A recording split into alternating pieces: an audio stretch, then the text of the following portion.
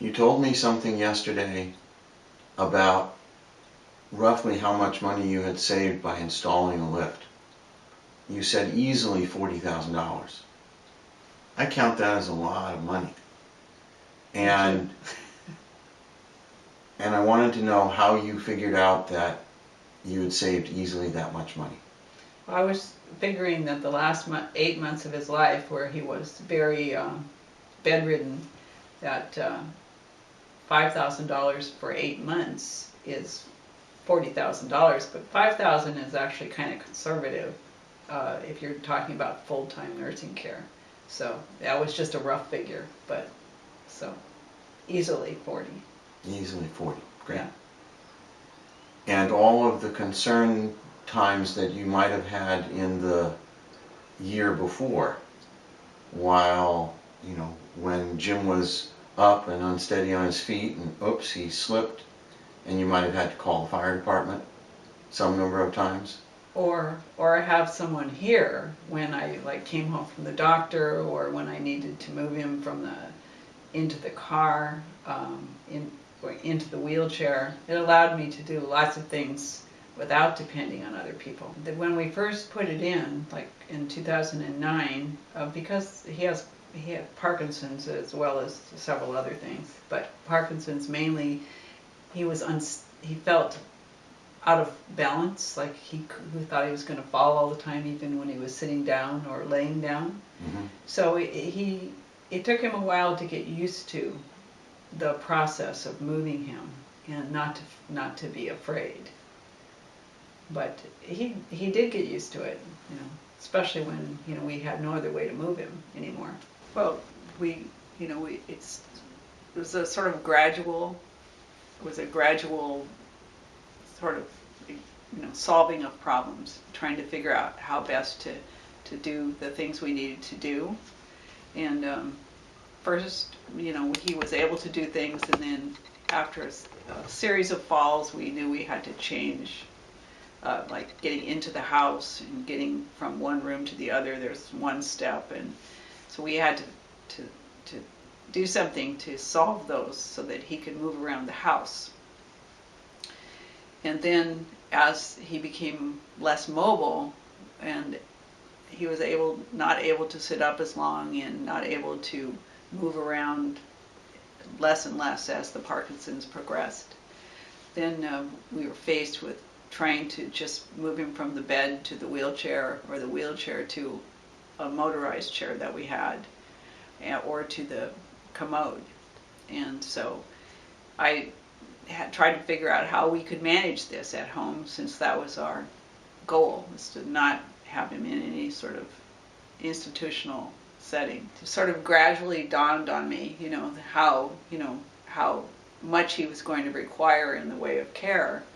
And most of the time, everyone advised me that I couldn't do it. But I didn't think that was true. And so I thought about it over a period of a year after I got the original 2 ramps. Then I thought, well, you know, how can we do this? And so it turned out that my main problems were just moving him from one place to another. And I couldn't physically do it myself. And even having a caregiver here, like 1.5 days, I think, and then another 4-hour person came in. They couldn't do it either.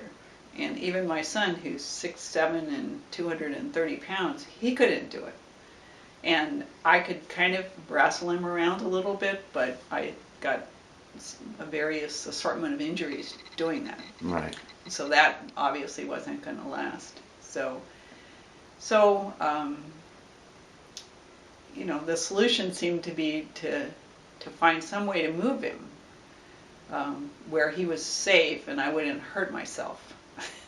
And so that's how we came to the idea of the lift. Mm-hmm. When I originally saw it, I saw the pictures and the explanations. David showed me what all the choices there were, and I thought about our house and, you know, how we needed it But I thought about it for almost, I think, about a year before I finally decided that it made the most sense, solve the major problem, which was I needed to be able to do things for him without having to rely on other people who, it was very difficult to have someone here when I had to move him, after, he had a meal or change the bed or Whatever.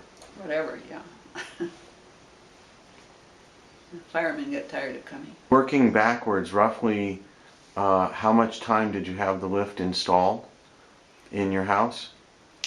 I think it was, July of 2009, I think is when we installed it. And then he died in February 2011. Mm-hmm. So that we had, first year we used it just when we needed to, but then the second year we used it more because he became more unstable with the progression of Parkinson's, and then the last 8 months he was virtually bedridden without it. Mm-hmm. We wouldn't have been able to move him out of the bed. And all of the problems that come with being bedridden, of pressure sores and ulcers and so on and so forth, would have been a huge, big problem versus you had a little trouble right at the end with that. Okay. Right. Again, that's speaking well to your care as well as to the assistance that the equipment gave you in taking care of that. That's great. I never had any trouble with any of the equipment, but I felt like I could have called if I needed help, but I never had any trouble. So in fact, the last few months I was getting very concerned that I was so dependent on it. I thought maybe I should call and have them check it, because even a couple of hours without it would have been hard.